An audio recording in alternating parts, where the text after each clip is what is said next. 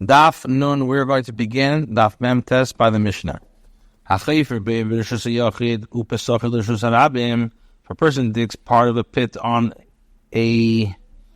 private property and opens his entrance in the public domain, or he digs a pit in the public domain and opens his entrance on the private domain,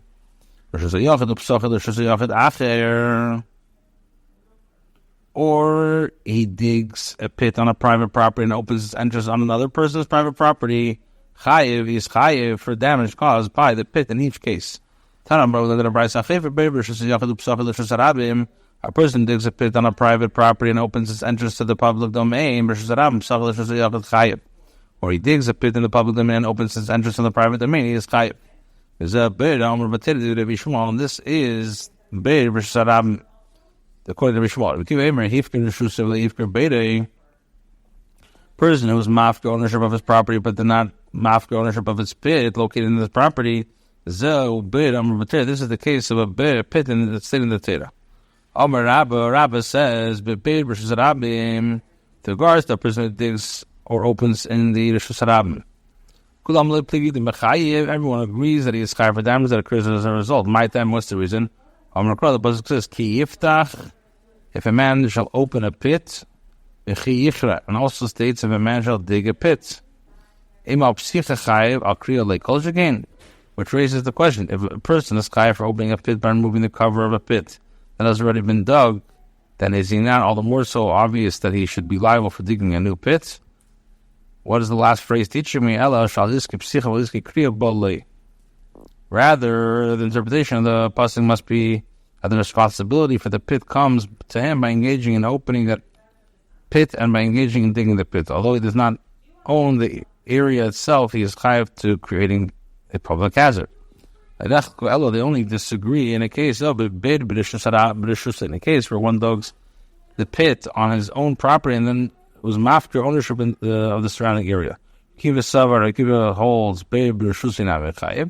Kiva holds the one who digs a pit on his own property is chayav not only when the pit is located in the Rishus Harabim. The pasuk says, Baal Hashed, the pasuk says the owner of the pit shall pay. The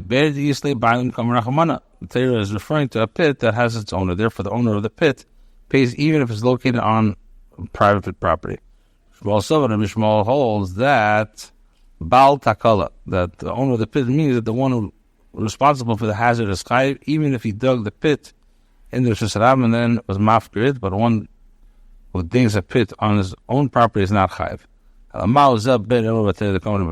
what is the meaning of the pit that is stated in the Torah in reference to digging a pit on one's property that Rabbi Kiva states? According to him, one is chayav for damage in all cases, including digging the Rishus Harabim.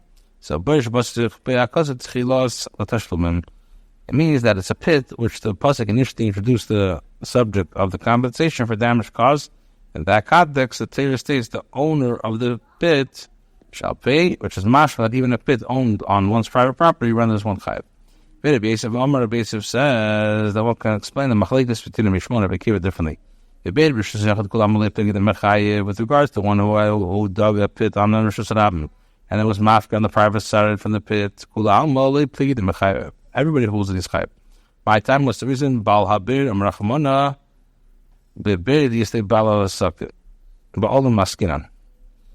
Since the Torah says the owner of the pit is mashal, we're dealing with a pit that has an owner. He pleaded when they disagree, but Beir Rishus Harabim in the case where the pit was dug in Rishus Harabim. Shmuel holds Beir Rishus Harabim not mechayev. Shmuel holds that Beir Rishus Harabim is also chayav. If he's chayav for psicha, is not chayav for digging, rather for the pit comes by him engaging in opening the pit, and by engaging in digging the pit. Although he does not own the area itself, he is chayav for creating a public hazard. By contract holds, the one is chayav only in the case of a pit located on Rishus Harabim where he was mafka ownership of the property aside from the pit. And one cannot derive otherwise from any extraneous phrase. This is because these phrases are necessary. Because of if the Torah would only say, if a man shall open a pit, I would say, I would say it's specifically when one opens the covering of the pit that has already been dug, that it's sufficient for him to place a covering on it. But if he actually digs a pit, it would not be sufficient to place a covering on it, and one will not be exempt from damages unless he completely packs it.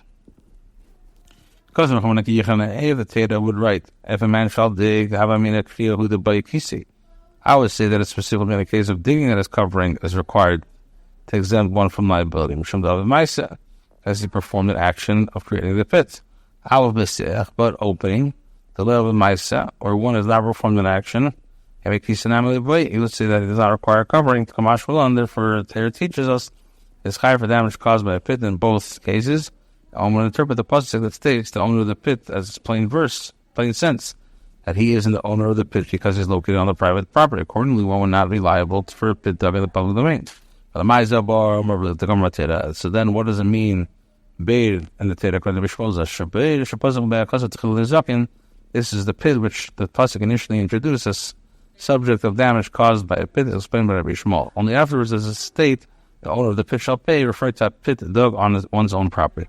Basically, that's if a person digs a pit whose hollow space is in the Rishus Harabim, then its entrance and the private property, potter is potter. Even if he doesn't have permission to do so.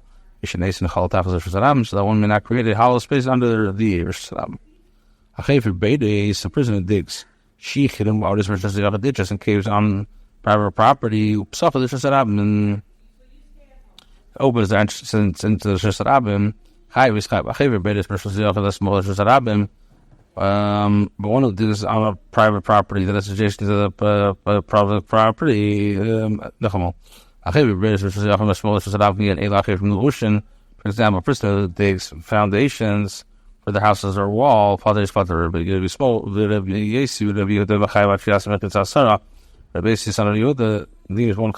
for damage caused by pits made to lay foundation, unless he builds a partition that is 10 tvachim. Unless he distances them by 4 tvachim from the area where pedestrians walk and from the area where the animals walk. So the Gemara says, time of the and the reason why for their exemption is that one digs for the purpose of foundations, which is the usual and accepted practice. But if he did not dig for the purpose of foundations, although he did not do so on his own property, he is nevertheless chayav, since people walk there. Hamani, whose opinion is this price? So Pishtam Rabbi, granted according to Rabbi Shmuel, Rabbi Akiva. So the first clause where one is seemingly exempt for opening a pit onto a private property, even if he is mafkir, can be established according to the opinion of Rabbi Shmuel. The Sefer Rabbi Akiva, and the last clause can be established according to the opinion of Rabbi Akiva, who maintains that one is chayav for a pit dug on his own property if it's open to the Rishus Harabim. Now, according to the basic explanation, Rabbi Akiva won't be like anybody, since Rabbi maintains that both of them maintain that one is chayav for a pit on his own property, even if he is mafkir ownership of the area. Rabbi says, I'll tell you, everybody will say, agrees with the first passage. But Esha, and the first clause which exempts one who digs a pit under the Rishus Harabim and opens his own property is referring to where one does not renounce ownership of either his property or his pit. This certainly is not included in the category of beir, with regards to damages, and the owner is therefore potter. Rashi says, Hashtadu kemta l'Rebbeinu l'Akel. Now that you've interpreted Rebbe's explanation on the Brisa as being in accordance with all the opinions, that according to Rabba, you are not required to establish it as a achlekas between tonight. Since the first clause that according to the opinion of Rabbi Shmuel, who was zealous one who was mafkir ownership of his property, not the pit, then Sifanaminally Rabbi Shmuel. Last class can also be explained in accordance to the opinion of Rabbi Shmuel. The time of dilution, and it was previously learned that the reason that for the exemption when digging one's own private property adjacent to the public domain is that one digs to lay foundation. Allowed dilution chayiv. But if it's not to lay foundation, one will be chayiv. For instance, in a case where one widened the pit unnecessarily extended into the Rishus Harabim, is effectively dug a pit in the Rishus Harabim itself. Basically, the Gemara is an objection from a Raisa. A person that digs a pit on Rishus Harabim, and opens the Rishus Harabim, chayiv is chayiv. If he dug it on a private property that was adjacent to the public domain, he is potter. According to the Rabbi Shmuel, he, according to the Mishnah entirely, according to the opinion of Rabbi Shmuel, does not hold one chai for digging one's own property. Rabbi said, so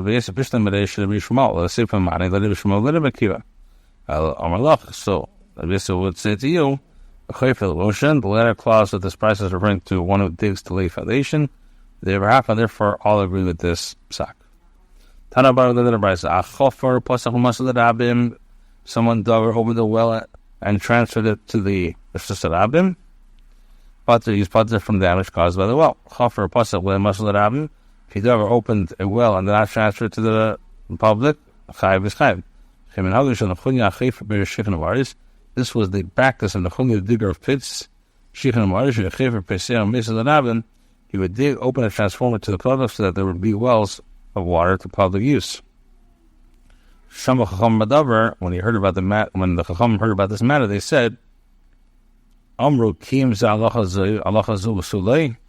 They said this individual also fulfilled this halacha. The one says only this halacha and no more. Isn't it well known that the Chunya was the great man? Also this halacha. Tanabana, we learned that Rabbi's Maisa was a Maisa involving the daughter of Nechunya, the ditch digger. Shenofel of Bir Gadol, where she fell into a large cistern and no one could take her out from there. Obadius of Nechunya ben Desa. They came and they informed him Nechunya ben Desa, so that he would daven on her behalf. The first hour had passed from the time of her fall. He said to them, Shalom, she's at peace and unharmed. Shalom. At the second hour, he said to them, she's at peace. After the third hour, she said to them, also she has ascended from the well. Indeed, this is the case. Amrullah, they said to her, who brought you up out of the well? Was not only. She said to them, a male sheep, a ram, happened to come to me, and a certain old man, Avram, was leading it, and he pulled me out. They said to Nechunya ben Desa, are you a Navi? How did you know she ascended? So when we said, no, I'm not a Navi, nor son of Navi. Alakacha Marti. That was just a Sadak Star, but you kosher Bezari. I said, shall the offspring of Nechunya stumble by means of the very matter which distressed that righteous man? Amr Rabbi Acha says, although Nechunya ensured that others would have water, became amazed b'nei Batzah, even though his son died of thirst. And around him it storms mightily. Teaches us that the Eibusher is very medactic with those around him, the righteous, even to the extent of a hair's breadth, so that even minor transgressions are listed as severe punishment. He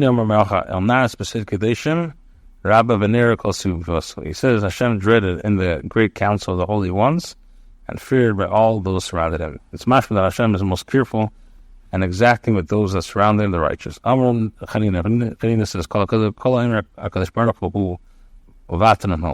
who stays at the Eibusher is forgiving of transgressions, his life will be relinquished. The rock, his work is perfect, all his ways are justice. In other words, Hashem does not waive heavenly justice. What is the pasuk? It says, Erech Apayim, long suffering. It's not written Erech Af as singular. Erech Apayim is singular strand. It teaches us that it's a long suffering for both the righteousness and for the wickedness, and does not punish them immediately for the transgressions. Tanarabanan. Learn the right. So, a person should not throw stones from his property into the public domain. The Ma'aseh occurred of all of a certain individual who was throwing stones. A certain individual was throwing stones from his property into the Rishus Harabim. And there was a certain pious man found him. Amar Loi, the latter said to him, Reika, low life.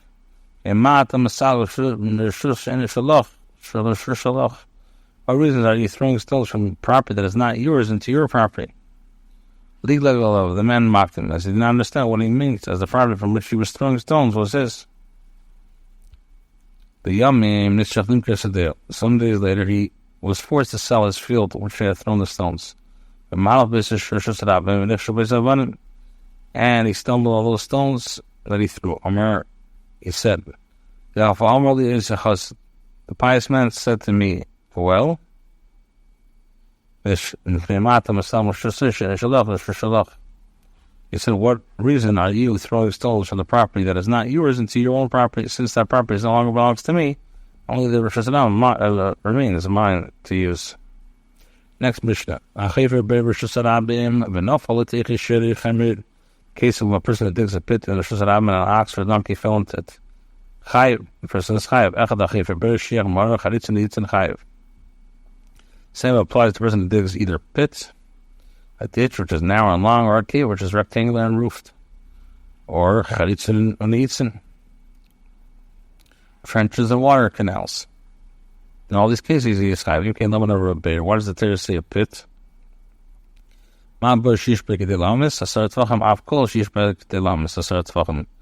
Just as a pit that has sufficient depths to cause death when falling into at least 10 tvachim deep, so too any other excavation that have sufficient depths to cause death may be no less than 10 tvachim. If any of these types were less than 10 tvachim, an ox or donkey fell into one of them and died, he's potter. But if he was injured in it, chayiv, he is chayiv to pay damages. Our Rav says, damage by pit for which the Torah obligates one to pay is referring specifically to damage caused by a pit's lethal fumes, lehevle, to the fumes, suffocation, but not the damage caused by the impact of the hitting of the ground, for which the digger of the pit is exempt for paying compensation. Apparently, he learns chavata, and maintains it with regards to the impact of hitting the bottom of the pit. It's merely the ground that injures him. The digger of the pit does not own the ground, so it's not a case where the property caused damage. Therefore, he does not bear responsibility for the damage. Shmuel says lehavle. There is one chayav for damage caused by its lethal fumes. And now the more so the damage resulting in the impact. How are you going to say the Torah, the ability for its impact and not for the lethal fumes? The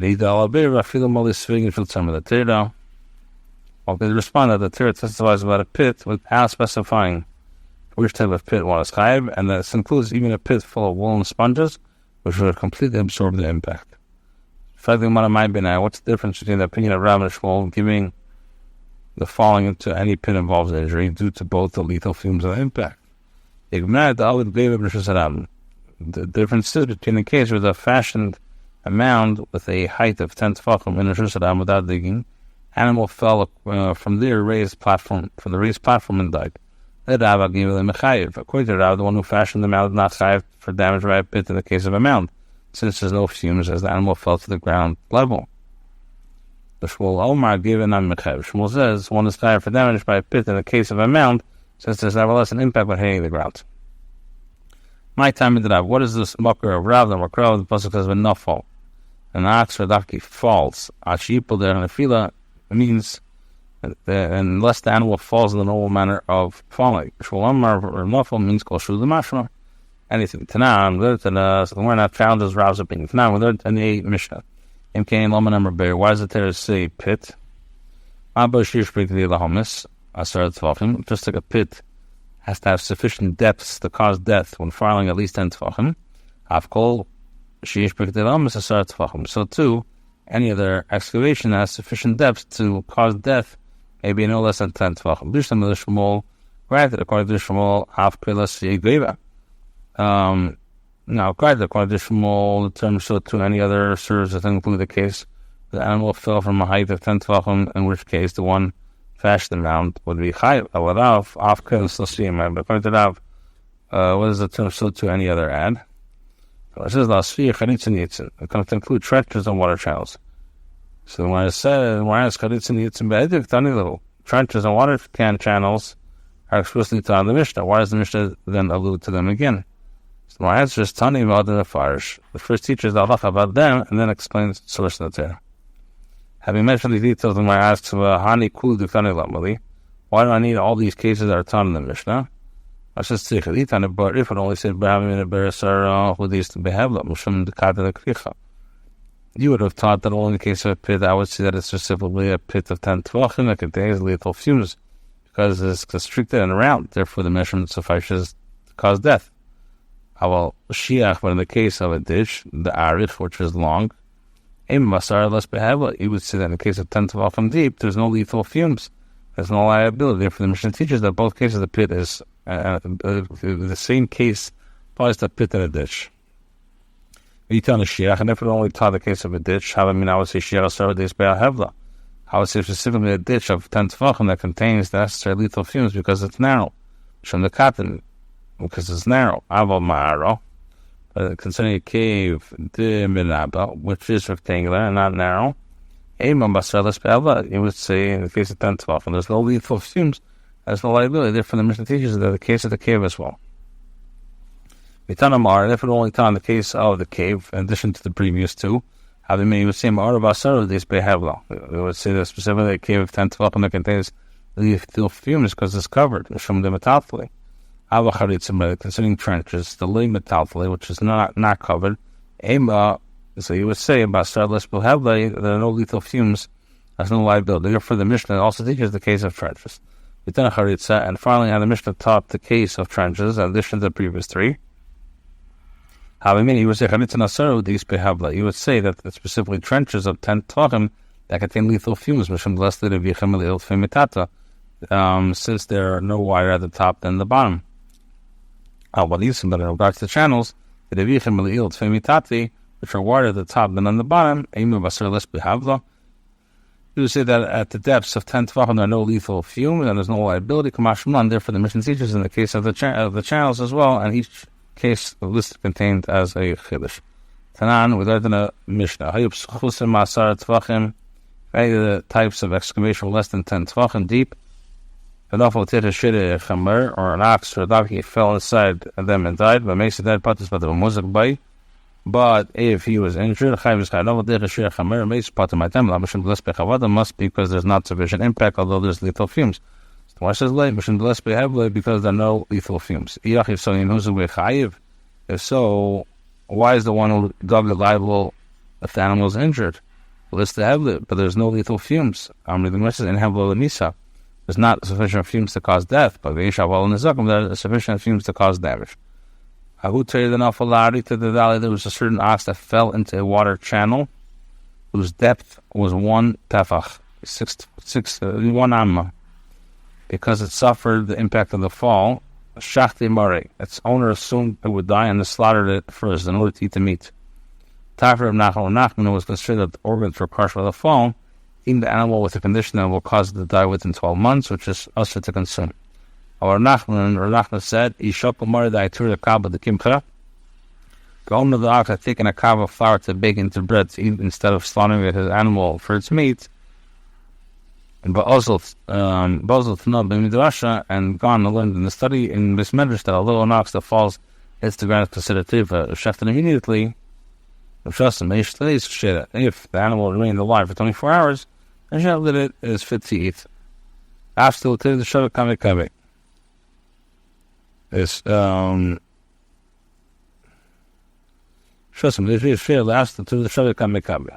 you're now lost his ox that was worth several kav of flour. Apparently, Nachman maintains that there is an impact caused by even a pit that is less than 10 tvachim, as Nachman was concerned in the case that his organs were crushed and was fatally wounded. Must be because there's no significant impact. So why is the animal deemed a treifa? Why says like because there's no sufficient fume to cause the death. Nevertheless, the impact from hitting the ground is sufficient to cause the death, and therefore an ox that fell into the water channel is suspected of being a treif. If so, how is the statement that the animal was injured by Ed Chayev to be explained? Lest they have blood, there's no fumes. There's no sufficient fumes to cause death, but there are sufficient fumes to cause injury.